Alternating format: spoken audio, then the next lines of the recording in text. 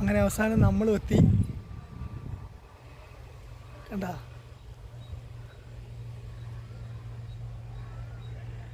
സൂര്യകാന്തി തോട്ടം. പ്രതീക്ഷിതമായി പോകുന്ന വഴിക്ക് നമ്മൾ കണ്ടതാണ്. അങ്ങനെ വെറുതെ കയറി ഫോട്ടോ എടുക്കാൻ വേണ്ടി കയറി. കയറുന്നതിന് ചാർജ് ഉണ്ട് കേട്ടോ. ഈ തോട്ടത്തിലേക്ക് കയറുന്നതിന് 20 രൂപ അവർ ചാർജ് ആക്കുന്നുണ്ട്. പക്ഷെ ഭയങ്കര രസമാണ്.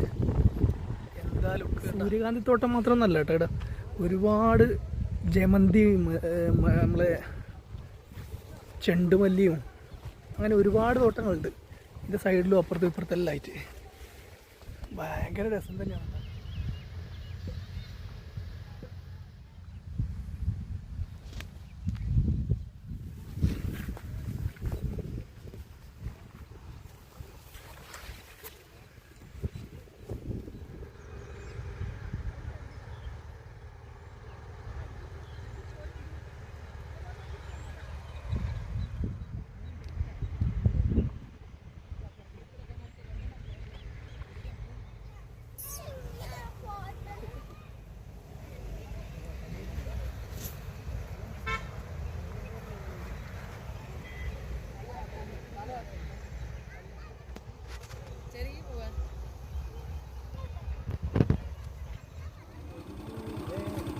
ഒരു മഞ്ഞൾ തോട്ടാണ് ഈ കാണുന്നത് കേട്ടോ.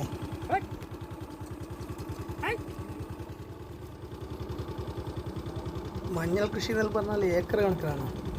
അതേപോലെ തന്നെ വാഴ, വഴുതന, ബീൻസ്.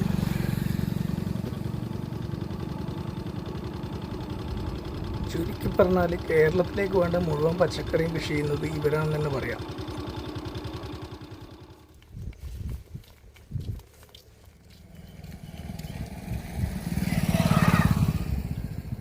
ഉരുളക്കിഴങ്ങ് കൃഷി ചെയ്തിട്ടാ. ഉരുളക്കിഴങ്ങ് കൃഷിയാണ് ഈ കാണുന്നത്.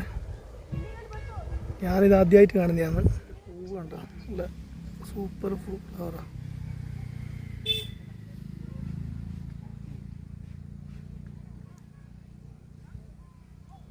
ഇത് കേബേജ് തോട്ടം കണ്ടോ. നമ്മളെ നാട്ടിലേക്ക് വരുന്ന പച്ചക്കറി മുഴുവൻ ഇവിടുന്ന വരുന്നെന്ന് തോന്നുന്നുണ്ട്.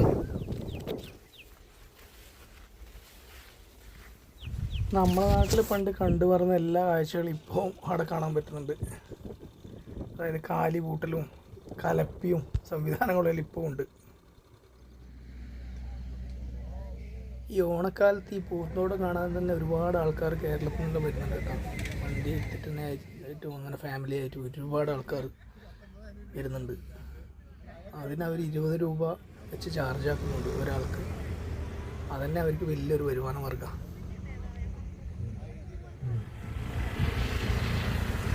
എന്ത് സുന്ദര കാഴ്ച നോക്കിയാൽ എന്തായാലും രസം.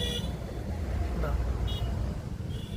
ഇത് ബന്ദിപ്പൂർ ടൈഗർ റിസർവ് ഫോറസ്റ്റിൻ്റെ ചെക്ക് പോസ്റ്റിൻ്റെ അടുത്തുള്ള ഒരു തോട്ടമാണ് കേട്ടോ, ഗുണ്ടൽപേട്ട്. തൊട്ടടുത്ത് തന്നെ ഒരു സൂര്യകാന്തി തോട്ടമുണ്ട്, സൂര്യകാന്തി പൂവിൻ്റെ.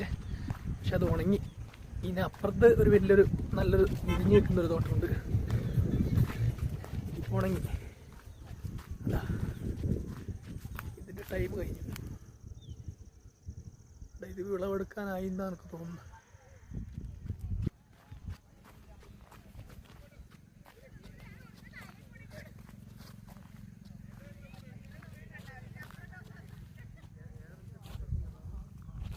നാട്ടിലേക്ക് ഓണത്തിന് കയറി വരേണ്ട പൂവായിട്ടല്ല ശരിക്കും പറഞ്ഞാൽ. ഇത്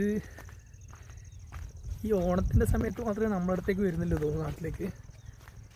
പക്ഷേ നമുക്കൊന്ന് പെയിൻറ് കമ്പനിയിലേക്ക് കളറിങ്ങിന് വേണ്ടിയിട്ട് പോകുന്നുണ്ടോയെന്ന് ഒരു സംശയമുണ്ട്. പെയിൻറ്റിൻ്റെ കളറിന് വേണ്ടിയിട്ട്.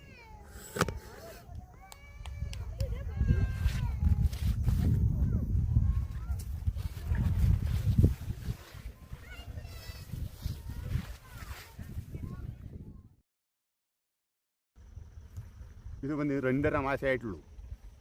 ഇത് ഞങ്ങൾ കൊടുക്കുന്ന ഏസിന് പെയിൻറ്റിന് കമ്പനിക്കാണ് ഇത് പോകുന്നത്. ബീജ് അവർ കൊടുക്കും, വള അവർ കൊടുക്കും, മരുന്ന് അവർ കൊടുക്കും.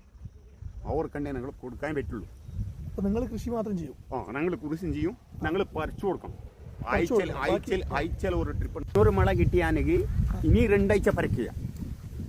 മഴ കിട്ടിയാൽ പറിക്കുക. അല്ല, നിങ്ങൾ പറിക്കാൻ പറ്റില്ല, അത് വാടിപ്പോവും.